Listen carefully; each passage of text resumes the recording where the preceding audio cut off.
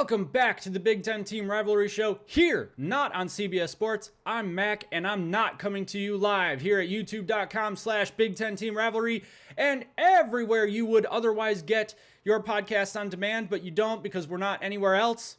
Thanks for hanging out. Smash that like, smash that subscribe, and come and join us in the chat, aka the Big Ten Team Rivalry Tailgate. I'm just going to start stealing other shows' intros from now on. That's kind of fun. All right, so things were quiet. You know, we were coming up to the college football season. We're starting off here in just a couple of weeks, about two and a half weeks or so now. Things were quiet. You know, nothing's been announced with the Michigan sign stealing nonsense. Nothing's been going on at Ohio State, which normally you would expect because that program's filthy as heck. I'm joking. Somebody's going to get really upset with that, but I'm joking. But things were quiet, right? Now all of a sudden, boom, gambling. Gambling is getting John Mateer potentially into some trouble. Let's get into it. Oklahoma quarterback John Mateer's alleged Venmo payments put him under microscope for sports gambling. Now, I'm going to preface this by saying this story is ridiculous. And I'll tell you why in just a minute. On Monday night, Mateer's name trended on X after alleged screenshots surfaced of his old Venmo transactions. I'll go into the story and then I will show you the Venmo transactions because they're kind of hilarious. The posts, which you've probably seen them unless you live under a rock, the posts, now deleted, oh, that's bad, appeared to show Mateer paying a Richard Roten, what a name, for sports gambling back in November of 2022? I'm looking at the clock. It says 2025. How are we just now finding out about these? All right, something's fishy here. These alleged payments date back to Mateer's freshman year at Washington State. Scoundrel! Where he appeared in just one game. Well, okay, so no wonder he's gambling. He had nothing else to do. He completed 2 passes for 32 yards and a touchdown. Still good enough to beat Ohio State. On Venmo, users can choose whether transactions are public or private and can write any description they want when sending money. Okay, so that's interesting. I'll get to why in a second. That means Mateer's transaction titles could have been an inside joke, not an admission of actual gambling. Yes, that is correct.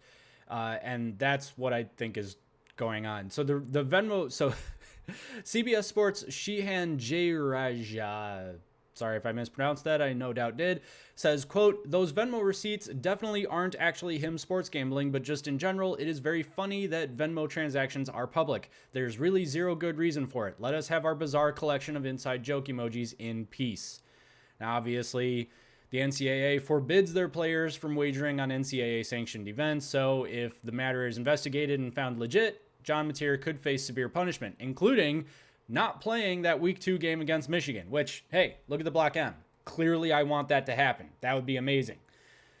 But it's not going to happen. All right, because here's the thing. Let's look at the alleged screenshots real quick. These are, again, the alleged screenshots. John Mateer paid Richard Roten, sports gambling, UCLA vs USC. Sports gambling again on the same day. So, how many of you have done something that you knew was against the rules and said that you did that exact thing and left a very public paper trail? Now, barring the fact that you're a politician, chances are you haven't actually done this and thought, yeah, this is totally going to end well for me. So, no, you'll excuse me if I think that this is maybe just a wee bit suspicious, that maybe nothing's actually I don't think it's suspicious. That's the thing. I think that when he came out and said, because he does say this, John Mateer released a statement saying, the allegations that I once participated in sports gambling are false. My previous Venmo descriptions did not accurately portray the transactions in question, but were instead inside jokes between me and my friends. I have never bet on sports. I understand the seriousness of the matter, but recognize that, taken out of context, those Venmo descriptions suggest otherwise. I can assure my teammates, coaches, and officials at the NCAA that I have not engaged in any sports gambling. CFP Talk Daily says you are so cooked. LOL. Is he cooked? Is he not cooked? I don't know.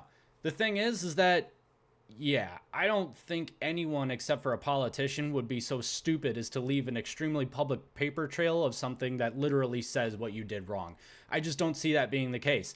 Now, this article does say, and I don't use Venmo, so you'll excuse me for being ignorant, that you can choose whether transactions are public or private. Now, do they start out private and then you have to make them public, or do they start out public and then you have to make them private? If it's the latter, then I can understand why he didn't do that. Maybe he didn't think to do that. If if he's actually engaging in sports betting, chances are he's going to make that Venmo payment private.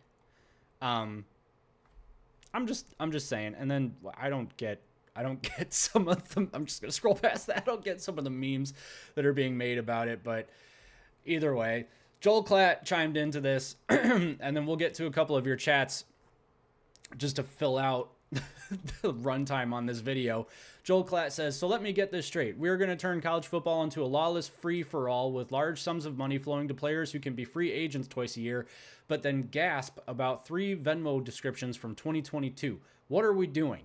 I completely agree with that. Yeah, I mean, we don't have any sort of guardrails on NIL right now. I mean, I think that executive order that Trump signed was supposed to put some guardrails on it, but didn't really. I'm not really sure what's going on with that. But yeah, I mean, the fact of the matter is that we're sending a ton of. Why do I keep getting?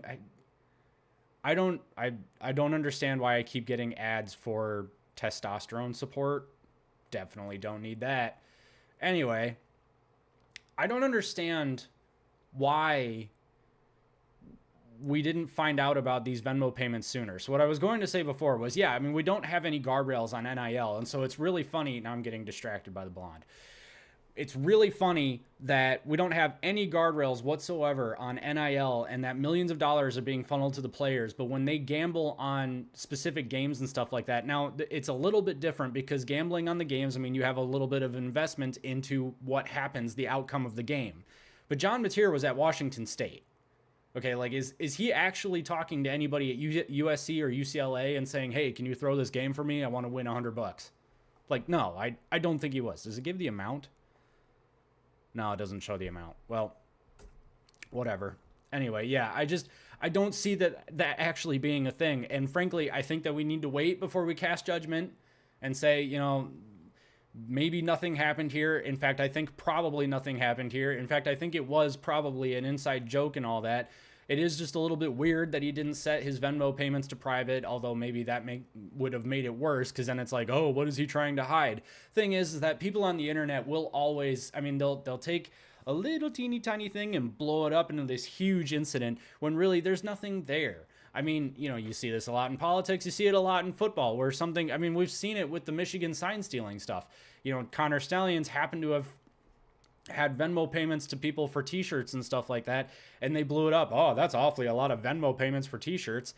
I'm sorry, but like back in college, you know, we would Venmo or Cash App somebody. I had Cash App. We'd Cash App somebody for lunch that would pay for lunch for all of us graduate assistants. And, you know, we would send them, you know, the money for our particular order. And so if you looked at that person's particular Cash App transaction list that day, it would say for lunch from all of these different people. Well, that's a suspicious amount of lunch that you're buying, isn't it? Well, sometimes it is just lunch, guys. Sometimes it is just lunch. So that's all I'm going to say about that. I'm curious as to your thoughts on it. Let's get a couple of your comments in. I know I usually go over comments more on Feedback Friday, but I found one in particular that I wanted to go over. First, we'll start with a positive one. Focal Point Landscaping says, thanks, man. Much appreciated. I love the show. Well, thank you very much. I appreciate that. It's always nice to get a positive comment like that because check out what's next. Stephen Wood, 3601. You are boring and a million miles away from funny or clever. I mean, I don't disagree. You know, frankly, here's the thing.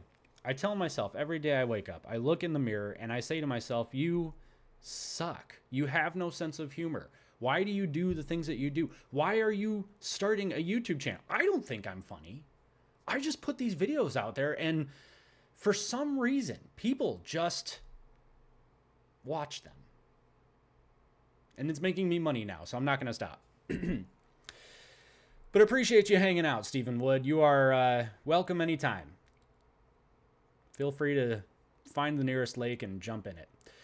Joe Hotchkiss says she needs to visit my neighborhood. I cannot remember at all what that's in reference to, but there you go.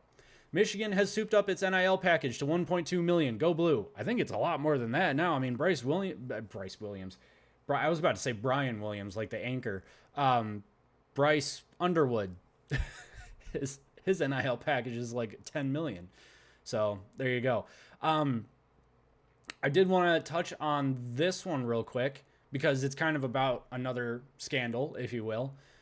Jack Package had commented on, I had mentioned some stuff that had happened with Kurt Campbell in one of my last videos. So Jack Package is commenting on that, saying the word on Kurt Campbell is he had a big time ego and he wouldn't take any advice from anyone and was defensive. If that's true, then it's kind of hard to feel bad for the guy considering how awful the offense looked under him. The NCAA does not have the power to ban anyone from the playoffs. They're two separate entities. They can ban us from bowl games, but who cares about that? Okay, so if that's true about Kurt Campbell, yeah, that sucks.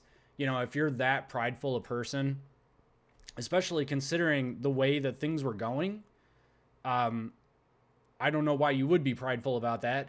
You couldn't score 3 touchdowns against Texas. You got blown out by Texas. Oregon was a whole nother debacle. The fact that the offense is who lost the games against Indiana and Illinois, I mean, that's obnoxious. I mean, yeah, you put up a 50-burger against Northwestern, who had what to do with that, but then you also couldn't do anything against Ohio State, understanding that Michigan's defense had a historic day against Ohio State's best team ever, and that's why they won that game. But yeah, I mean, you shouldn't have had pride over the way that your offense was playing. And frankly, even after that first game against Fresno State, I would have been, if I were the OC, I would have been freaking out. I mean, okay, something's got to change because we did not really understand what we had coming into this game because apparently it is not that good. So changes needed to be made at that point. And, you know, it is what it is. I wanted to get to one more, I think, rude one. Yeah, okay, that's rude. Will, I love the rude comments. Just they keep me coming back. Will Perot 4877. This is the third time I tried. This is subpar at best. Completely agree. To be totally honest with you, I completely agree with you. This is the third time you tried. Wow, I am shocked that you stayed with it this long. You know, they say insanity is trying something over and over again, expecting a different result. I would venture to say watching this show 3 times and hating it all 3 times might qualify you for that.